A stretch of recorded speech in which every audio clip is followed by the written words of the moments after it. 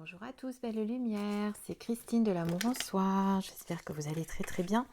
On se retrouve ce matin pour les énergies de la semaine que je vais réaliser avec l'oracle Tao, puisque pour ceux qui ont suivi ma petite vidéo d'hier, vous avez pu, d'hier soir, vous avez pu vous rendre compte donc que je vous ai présenté cet oracle, je vous ai expliqué comment nous pouvions procéder aux transformations et je vous ai dit que pour ce matin, eh bien, je vous ferai pour cette semaine, en tout cas, les énergies de la semaine avec cet oracle. Donc on sera sur les énergies de la semaine du 16 septembre au 22 septembre et on va regarder tout de suite eh bien, quelles vont être les énergies et on fera également la transformation pour voir si on peut transformer ces belles énergies. On tire tout de suite notre carte. Alors, la modestie. Voici notre carte où on vous demande de faire preuve de simplicité, de laisser votre ego un petit peu de côté, d'un petit peu plus vous respecter, d'un petit peu plus vous honorer, d'arrêter de vous critiquer, donc de travailler sur votre humilité, sur la simplicité de vos paroles. Voilà ce que dégage cette carte, c'est d'être dans la douceur, dans la modération, de laisser votre colère de côté. En ce moment, peut-être que ces derniers temps, vous étiez un petit peu en colère et que vous avez besoin d'un petit peu vous calmer. C'est peut-être le moment de souffler un petit peu. Mais pour respecter les autres, il faut que d'abord vous vous respectiez, que vous appreniez à mieux vous aimer. Alors je ne dis pas d'être narcissique et de vous regarder dans les miroirs tous les matins en vous félicitant, on n'en est pas là, mais on a tous tendance à s'autocritiquer.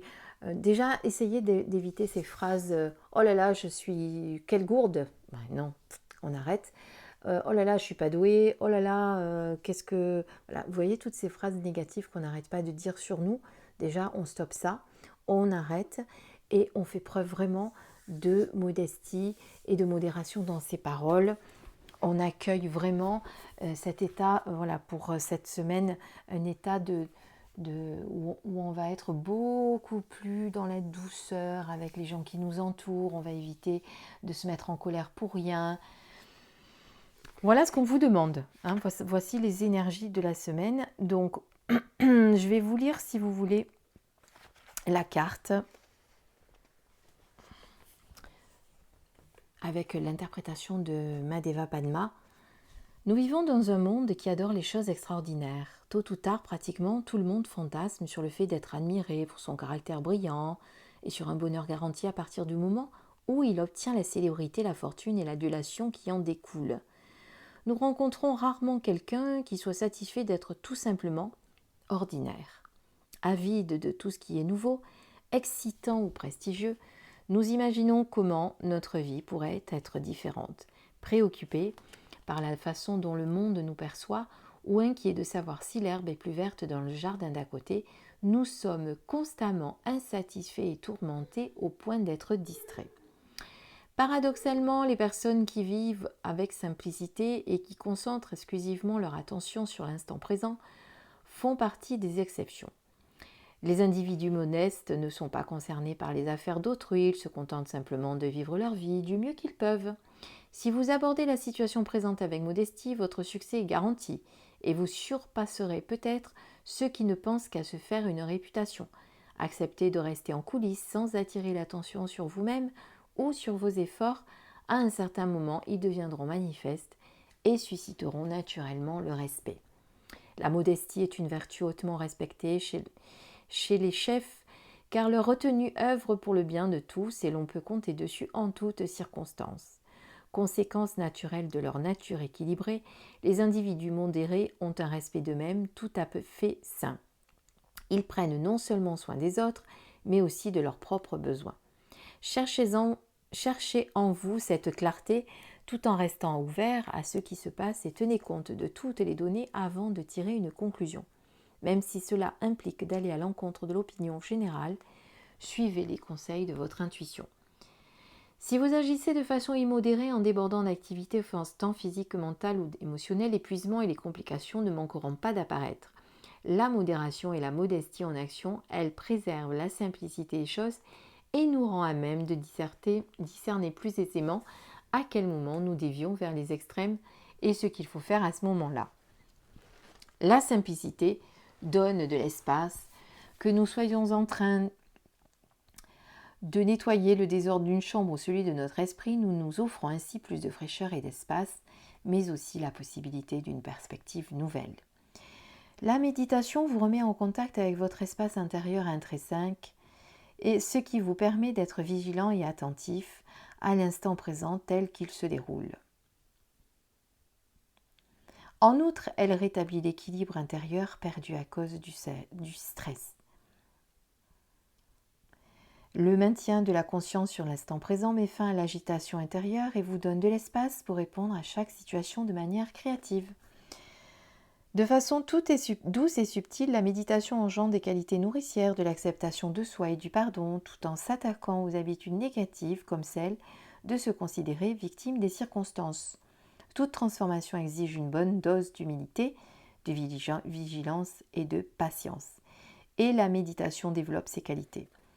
Il faut avoir une certaine maturité pour comprendre d'être quelqu'un de spécial et inévitablement un emprisonnement et que l'équanimité consiste à être libre des extrêmes. Assumer la responsabilité des choix que vous faites peut représenter la première étape d'une démarche tardive vers l'humilité. Partez de là où vous êtes maintenant et corrigez les déséquilibres dus à des pensées ou à un comportement immodéré. Vous serez alors en parfait accord avec l'humble quête visant à découvrir ce qui, en vous, est sincère et authentique. Eh bien écoutez, c'est un très beau message. Donc, nous allons voir si nous allons pouvoir transformer cette carte. Et donc, je prends mon petit papier, comme hier soir, et nous allons dessiner donc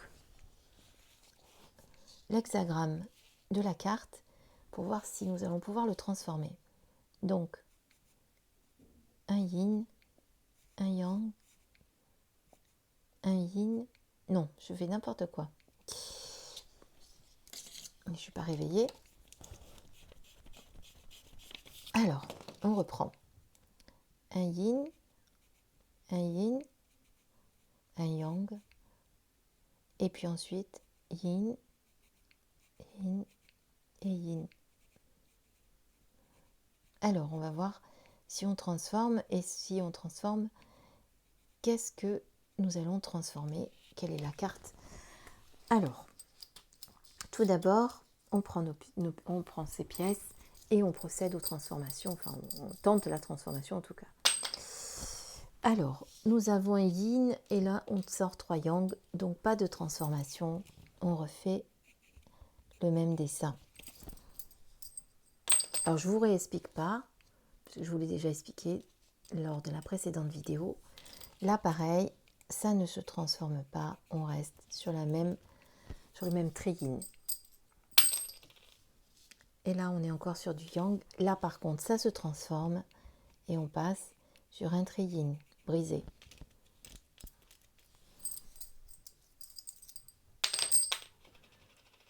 Et là, pas de transformation, puisqu'on n'a pas les mêmes faces.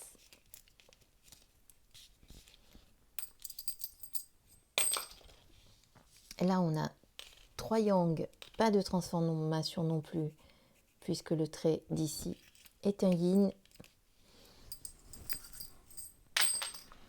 Et là, nous avons, pareil, pas de transformation. Donc, nous avons que le 3e trait qui a été transformé. Et nous avons du coup 2 trigrammes identiques. Et on va découvrir donc qu'est-ce que ça va former comme nouveau hexagramme. Alors, tout d'abord, on se reporte à la carte 15 et on va regarder qu'est-ce que signifie la transformation du trait numéro 3. Alors, on est sur la modestie. Le trait 3. La ténacité et le soin avec lequel vous prêtez attention aux détails les plus infimes ont engendré un soutien plus que suffisant pour créer quelque chose de vraiment stable, de vraiment valable, pardon. En travaillant en harmonie avec le Tao, sans vous soucier ni de la louange ni de la reconnaissance, vous donnez le ton pour parvenir à un immense succès. Vous apprendrez peut-être avec surprise que vous êtes devenu une source d'inspiration pour les autres. Magnifique. Et maintenant, nous allons regarder alors quel est le nouvel hexagramme qui s'est créé avec ces deux trigrammes. Donc, on est sur 3 yin, 3 yin. Et c'est la carte numéro 2. Et donc, sur la carte numéro 2, nous sommes sur le réceptif. Le